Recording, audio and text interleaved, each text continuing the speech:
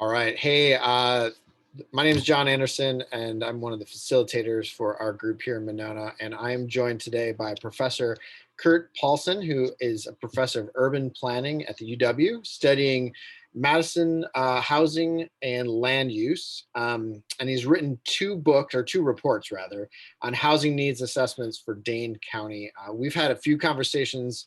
I am thrilled just to have you here. So thank you so much for your time and for speaking to us. Thanks for having me. Always good to talk about Monona. My students and I did a housing report for Monona back in 2016. So fond memories of the city. Awesome. It's a beautiful city. Yeah, well, we think so too. Yeah. And you're the right person. So this is fantastic. So let's just jump right in. Based on your experience and expertise, could you just give us a brief history of housing in Monona or even the east side of Madison as well? Right. So particularly, I know we wanted to talk about some of the racial disparities that manifest themselves in housing. So I'll just start with a kind of a statistic to set the framework, right? Which is that in the United States today, the African-American home ownership rate is about 45%, which is no different than it was in 1968 when we passed the Fair Housing Act. So we've not made progress on that. But in Wisconsin, it's even worse. The African-American homeownership rate is 25%, which raises the question of what's uniquely problematic about Wisconsin. However, in Dane County, it's even worse than that. It's 18%, right? So whenever we think about this, we think about racial disparities in housing as embedded within a larger historical context of the United States economy, but then also the particulars of our city and region and the patterns of development. So I guess the first thing to say is that a lot of the development historically on the east side of Madison really goes in kind of two kind of sides of the housing market. Of course, you had both in Maple Bluff and then along the lake in Monona, you had the higher end country estate along the lake house. A lot of those houses began being developed even in the 1890s, largely before urban services had been provided. And again, when I say urban services, I mean water and sewer and sidewalks and streets and police and fire services. And in fact, as we'll talk about, Monona incorporated from out of a township in order to get those urban services. Because when Monona incorporated in 1938, most of the even high-end houses didn't even have sewage treatment or public water supply. So that's part of the history of the east side, but I'm also going to share a screen and can you see that? Yep. That's okay. So most people, when they think about racial segregation, they go specifically to this issue of redlining. And this is the actual map from the Federal Housing Administration and the Homeowners Loan Corporation. This is from 1937. And so just briefly, areas that are coded in green are grade A, meaning the best. And these were used for decisions about mortgages and mortgage underwriting, as well as for new subdivisions. And we could talk a lot more about that history. I could talk for hours about that. Grade B or blue was kind of second best. And then yellow areas were considered definitely declining, grade C. And then areas where there was, and this is literally the quotation from the Federal Housing Administration underwriting manual, the presence of inharmonious racial groups or older housing were coded as D, and red lines were drawn around the map. And that is literally where we get the idea of redlining. So if you can see on the screen, the green areas along the lake on the east side were where the wealthy homes were, along with the country estates in Lake Monona. But you see a much higher prevalence of red and yellow along the east side, and more blue and green on the west side. So when we think about this kind of perceived wealth gap between the west side of Madison, more professional class people, and then the east side where you had a predominance of kind of working class homes as well as industries, you see that those gaps are pretty significant going back in time. So the development of east side housing was largely the wealthy estates along with a more modest working class homes apartments and the like. And then specifically Monona, most of the development in Monona occurred after that incorporation in 1938. And in fact, given the war, most of the development occurred post-World War II. And therefore, you can see that in the development pattern of Monona, in the sense that it reflects the kind of dominant land use patterns of that post-war period. And so we tend to see almost completely single-family homes, kind of larger lots, a kind of more leafy, suburban, rural style of development, which set back from the street, that kind of cottage country estate aesthetic, generally a lack of sidewalks. The roads oftentimes are curved, right? So that's that kind of 1940s, 1950s pleasure drive, motor car sort of aesthetic. So that's kind of the brief outlines. A couple more things to say about that is that when we looked at Monona, you have some of the oldest housing stock in the county. And that's largely for two reasons, right? Most of the housing was built in the 1940s and 1950s. All these beautiful old homes on Winnequa Road or Toniwatha, some of these beautiful neighborhoods. But that means that housing is aging. You have a kind of an older housing stock and an older demographic. A lot of older people still live in their homes. And the second main issue is that because there's been incorporation of Madison and other cities around you, there's no actual undeveloped land for new housing. So the rest of us in Dane County, Middleton, Waunakee, Fitchburg, Madison, a lot of the new growth is occurring on undeveloped land on the outskirts. Monona doesn't have that challenge. So just to connect it to the racial disparities, because the housing in Monona was disproportionately built at a time, the 40s and 50s and 60s, when African Americans experienced actual discrimination in the housing market and discrimination on FHA loans. There's a much lower percentage of African Americans in Monona. Combine that with the fact that most of the housing is single family, that's part of the larger patterns of segregation in the United States, where exclusion of apartments or smaller housing and a predominance of only single family housing combine to segregate neighborhoods and cities by race and class. So I realize that's a lot to go through, but that's kind of the broad outlines. Well, that's fantastic, Kurt. Thank you. So I think you hit on it, but I'm wondering if you can go a little deeper for us with just how specifically some of the zoning or housing policies in Monona have negatively impacted non-white residents, or even the potential of having them within the community. Right, and it's important to say that what I'm not saying is that Monona is any bit unique in this regard, because you could substitute the word Middleton for Monona or almost any city in Wisconsin or the United States during that time period, and you'd see similar patterns. So let's go back to the FHA. And so both in the 1930s, when we had a real demand for urban housing as urban areas are growing, and then particularly in the post-war period with the return of the economy and return of veterans, there was such a demand for housing.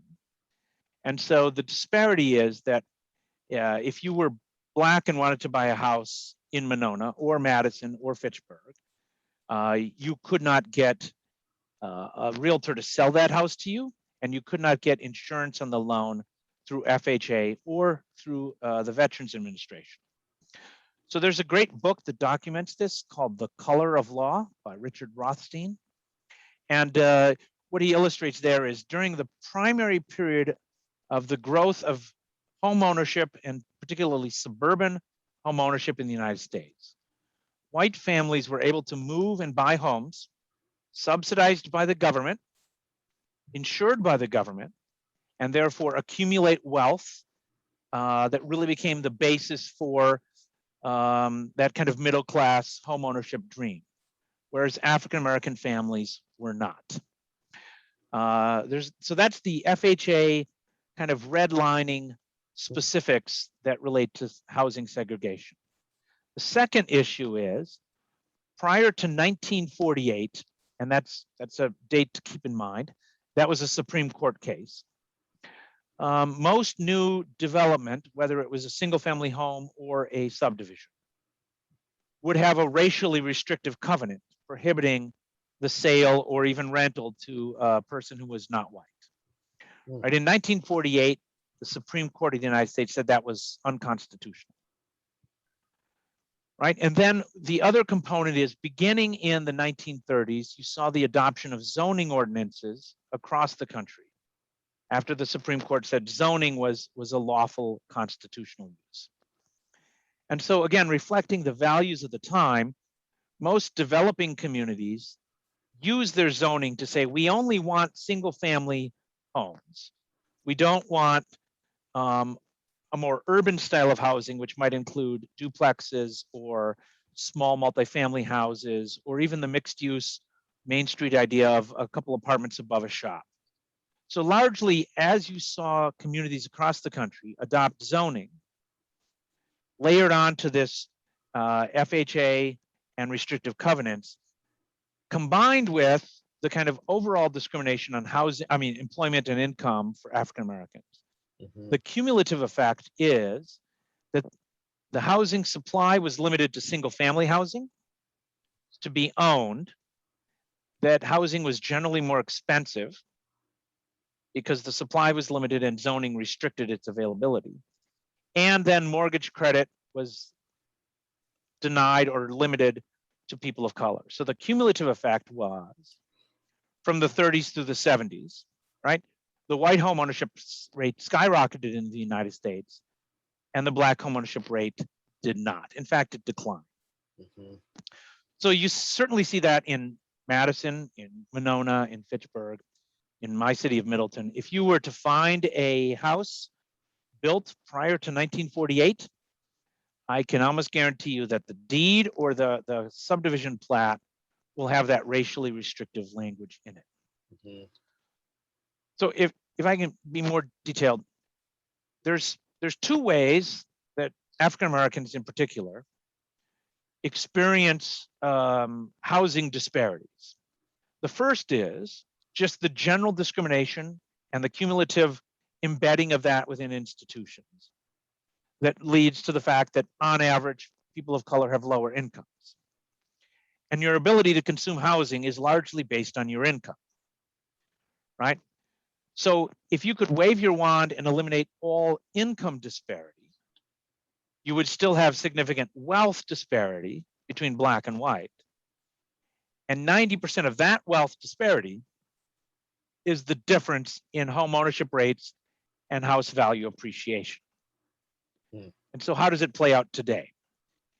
In the Madison area, because housing is so expensive, again, the black home ownership rate in the Madison area is 18%. Because even for people of color who have the income, there's very few modest priced, affordable starter homes for purchase, right? And so when we look at the racial segregation and the disparity in home ownership, what we're seeing is both the cumulative reinforcing effects of all of this history. But it means today that to remedy that, right, there's a significant gap between what African Americans currently earn and what housing they can afford. And I'll just say this, on the rental side, it's the same way, that what you earn determines where you can afford to live, right? And so many communities, many neighborhoods through zoning did not allow for apartments to be built, right? So in older urban areas, one of the things that would get you designated as a red on that FHA map was if you had the presence of like rental housing in addition to single family housing, right? So we tend to push, and if you map it in the Madison area, you can see it. Rental housing is pushed into a few neighborhoods. Combine that with discrimination, and the housing choices, even for African Americans with the same income as whites, are significantly constrained in the region. So that means if you look at Monona, for example, you'll see that the cities in Dane County that have a significant African American population, right, are Madison, Fitchburg, and Town of Madison. Hmm. But in Monona and my city of Middleton, I'm not pointing any fingers that I'm not pointing at myself, is like 1%, right? Because it's the cumulative reinforcing effects of all of these patterns. And so if we just look at it today, we say this is clearly wrong, right? There's income discrimination, income disparity, and there's housing disparities. So that just solving the income disparity wouldn't solve the wealth disparity of home ownership. Wow. Yeah, Kurt, thank you. That's really, I mean, helpful. I think hard to hear, but important as well. And that maybe let me just kind of turn on that question, because again, I think we're not going to fix everything in the course of one conversation, or you're going to offer the secret sauce here. But we do want to, as a group, talk about how we can be anti-racist in our thinking and the decisions that we make and our behavior.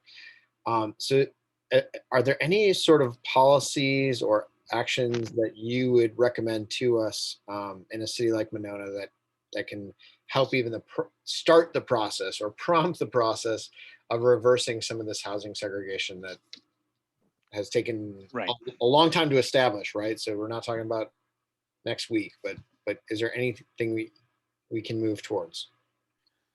So there's a couple of different buckets of policies that cities around the country have looked at to try to remedy segregation, right? And one of which is, of course, one of the constraints is a city cannot, just as a city cannot explicitly say we don't want to include people of color, you can't specifically say, well, we're going to have a special program run by the city that's only available for people of color, right? That runs into some legal issues. You'd probably be sued, although it might be worth giving it a shot, right? So one of the buckets is this idea that cities that are predominantly single family only zoning might want to reform their zoning ordinances to allow the development of a wider range of housing styles and types, and therefore improve overall affordability with the kind of trickle down effect on expanding opportunities for people of low and moderate income. So that includes things like allowing duplexes or triplexes. If you look at what Minneapolis did, this was their explicitly anti-racist policy, was to say that in a single family zoning district, you now can build up to 3 units on a parcel rather than 1 unit. And they did this in explicitly anti-racist language, right? The second thing, and again, Minneapolis is the example because they have framed their housing and zoning reforms in explicitly anti-racist terms. I mean, we can debate whether that's actually the effect. The second thing they did is they recognized that there are large swaths of their city that had public transportation or had good transportation access, where it was impossible to build even market rate multifamily to allow rental housing to live in certain neighborhoods. So if I were to apply this to Monona, right, or the city of Madison, the arterials like East Washington, University Avenue, or Monona Drive tend to also have been developed in the 50s and 60s with a predominantly auto-oriented development pattern of the large surface parking lots and a one-story commercial building. Well, it's not too hard to just look around the region and see that there's an interest and a demand for a kind of more urban product where there's retail on the ground floor and then apartments up above, right? So if we think about just opening up a city like Madison or Monona to more housing overall and more variety of housing, that's going to have to come through zoning reforms. And Minnesota upzoned a lot of their areas near transit for multifamily. Now, both of those kind of challenge this single family only zoning that was the dominant exclusionary type of the post-war period. But both, of course, cause other sorts of problems, which is that, almost everybody I meet when I go around lives in a neighborhood and they like their neighborhood, but they like their neighborhood to mostly stay the way it is. So a few houses here and there might be fine. But if we're talking about wholesale kind of redevelopment of existing neighborhoods, that's kind of a no-go for a lot of people, right? And so one of the buckets, again, for kind of inclusionary housing or anti-racist housing is just to allow a greater variety and more density of housing in and near neighborhoods where people want to live. And I'll give you a perfect example. I actually ran for mayor of my own city of Middleton. And I went door to door, and you hear it from people, right? That they were mad at me for approving a lot of housing because then they think that that's changing the neighborhood. It's overcrowding the streets. It's overcrowding the schools. And my argument is we have a great city, great schools, great parks, great neighborhoods, lots of jobs. Don't we want more people to join us? And the answer was, well, no, right? So if you want kind of an anti-racist housing policy, you kind of have to decide, does that mean that we want more housing units in our neighborhoods and city? Or if we don't, then the price of the existing housing will stay high, which has a racially exclusionary effect because there's a correlation between race and income. Then if that's off the table, because again, that's very political, very controversial, and I'm not necessarily saying Mononas should or could, right? Because there's other concerns about traffic and infrastructure. And there's limited areas to develop outside of the single family neighborhoods. Again, mostly your arterial roads. If you're going to say that we want to stay mostly single family, then your options are more limited to be explicitly anti-racist.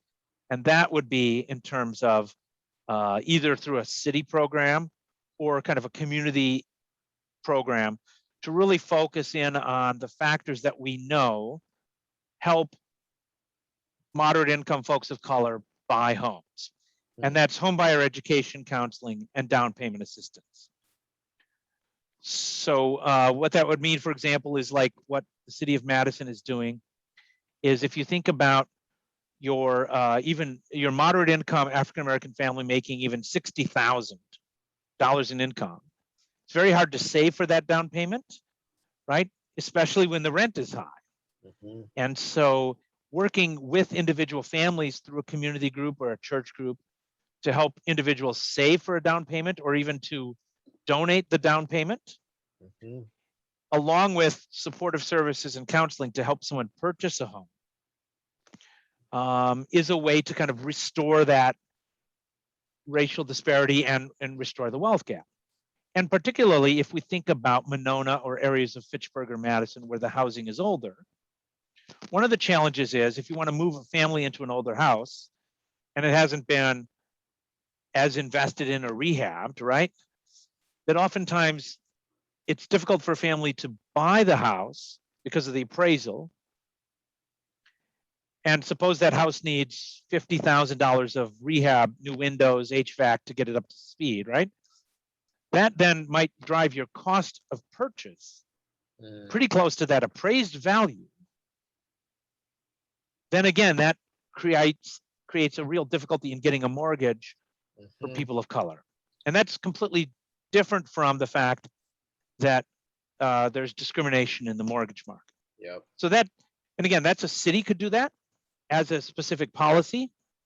It runs into some legal challenges if you limit it only to people of color. And so one of the things I'm encouraging cities to do is that you could have a policy of down payment assistance, not to first-time home buyers, but to first-generation home buyers. That's a term that's emerged in federal law that's generally supported. And that would be people for whom their family, their parents, did not own a home as they were growing up. I mean, the third bucket is what Evanston, Illinois is doing, which is specifically paying reparations for housing discrimination. And it's channeling those funds through grants or down payment assistance for homeowners.